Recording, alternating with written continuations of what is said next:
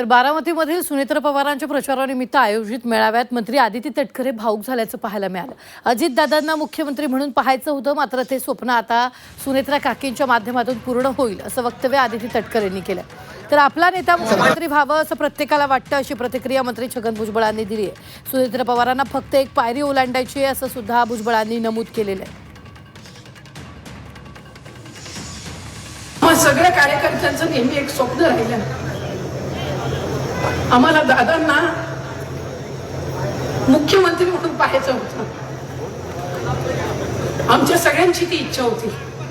जरी दादा 6 वेळेला उपमुख्यमंत्री झाले, ते पद मुख्यमंत्री म्हणून जरी मिळालं नसेल तरी आम्ही त्याच पदावर त्याच खुर्चीवर दादांना नेहमी पाहत आलो।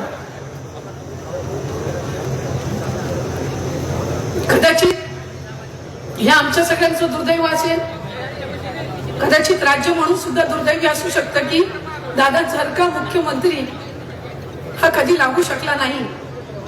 पण मला खात्री आहे का की ते स्वप्न तुमच्या माध्यमातून हे पुढच्या कालावधीमध्ये पूर्ण होईल। असं प्रत्येक पक्षाला असं वाटतं की माझ्या पक्षाचा नेता जो आहे हा मुख्यमंत्री झाला पाहिजे। मला सुद्धा वाटतं,